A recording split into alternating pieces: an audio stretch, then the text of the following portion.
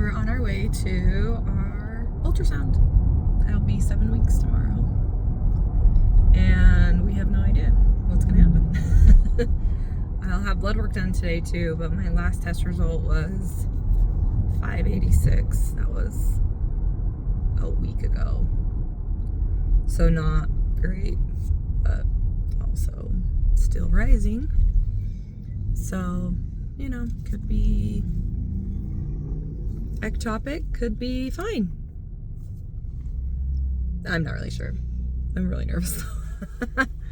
So I'm not really having any pregnancy symptoms. I'll get like waves of nausea, but I'm taking a lot of magnesia to try to help that. Magnesia? Magnesium. Magnesia. What is magnesia? Milk of magnesium. Magnesium. To try to help so I don't have so much nausea anyway, so. Guess we'll find out in about 15 minutes. Oh man. Oh man. So it's been a whirlwind. I've just been bawling. So the ultrasound was not good. Ignore my laundry. The ultrasound was not good. There's no baby. There's a gestational sac. There's nothing in it, but the gestational sac is measuring at 5.5 weeks. I am 7 weeks tomorrow. So if I were 5.5 weeks, then it would make sense that you couldn't really see the baby because that's earlier than normal. Like you shouldn't be able, most of the time you won't be able to see a baby on an ultrasound at 5.5 weeks. But the problem is I'm 7 weeks, and we know that because it's a transfer. We know exactly when all of this happened. It's not like the real world, right? Where you're not quite sure. So I should be 7 weeks. So it should be measuring at 7 weeks. It should not be measuring at 5.5 weeks. It's smaller than it should be. So the ultrasound tech said, or what was she, the nurse practitioner, said either it implanted late or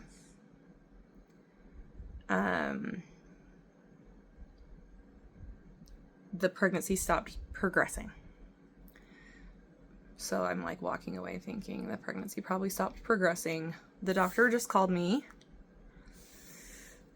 without my blood work results, and she said, I'm sorry, it's just not looking good. It's just too small. It doesn't make sense for it to be that small. You're 7 weeks. It shouldn't be as small as it is. I asked her what she thought happened because it's a genetically tested embryo, and she said it can still happen with genetically tested embryos. And she goes, the genetic testing is only 97% accurate anyway, so there was still probably something. The quality was a BC, so it wasn't super great. Anyway, hatching BC.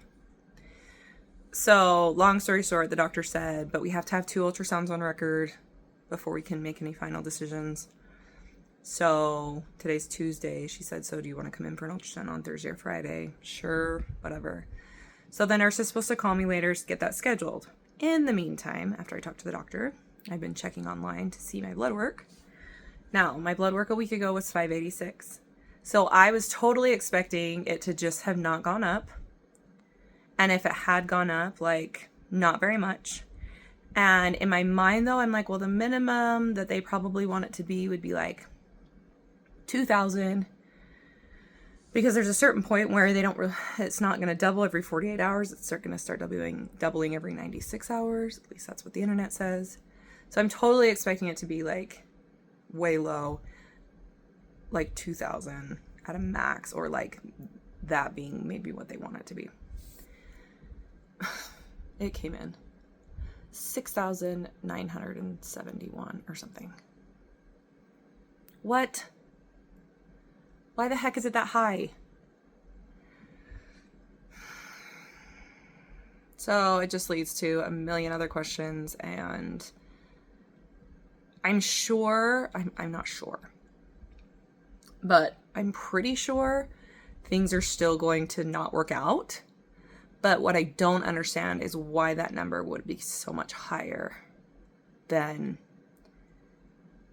you would think it would be, than it should be. I mean, it just doesn't really make sense. It doesn't make sense. So when the doctor called me, the blood work was still pending. So I couldn't talk to her about this. So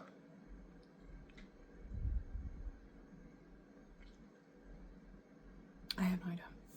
The nurse will call me, tell me my levels, and get me scheduled for another ultrasound. Maybe with that level, maybe then instead of doing an ultrasound in 3 days, they'll do one like next week or something. I don't know. I have no idea. I don't know what's going on. I'm so tired of this. I'm so tired of not knowing. It has been almost exactly a month. In 2 more days, it will be exactly a month since my transfer. And it's just been like a solid month of just like having no idea what's going on. And I'm so tired.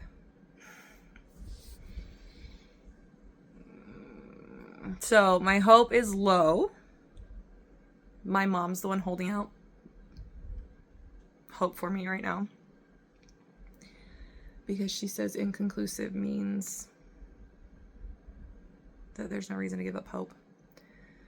But, you know, she's also not the one talking to nurses and doctors and seeing, you know, the ultrasound and the blood work come in. So,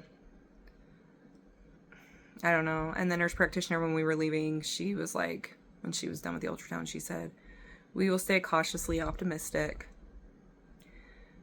Which to me, I don't know. I think she's just giving lip service because I think she knew that there was probably no chance. Because when the doctor called me, she was like, "I'm sorry, it's just not good." Yet the nurse practitioner wasn't doing that, even though I knew what it was when I, you know, there was no baby there. So, gosh, I'm so tired. I'm so tired. I'm so tired of this. Anyway, the plan was always to jump into another one, and now I'm not sure what we'll do. The doctor did say, though, when I talked to her on the phone, she said, based on this, she's like, I take these really seriously when they've been genetically tested and they fail. She's like, I take these very seriously. And she's like, so maybe, you know, next round we'll change up a protocol with like the estrogen and the progesterone, change the way we, I don't know what they call that. I can't remember. But anyway, just kind of change the way we do the cycle. So we'll see. Oh, freaking heck.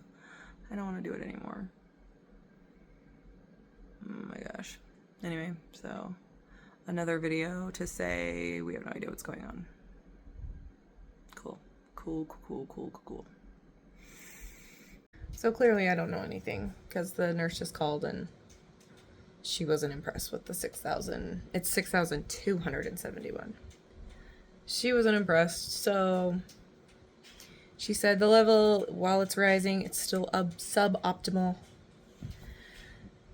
So I'll go in for an ultrasound and more blood work on Friday in 3 days. And we'll see. I don't know. Blah, blah.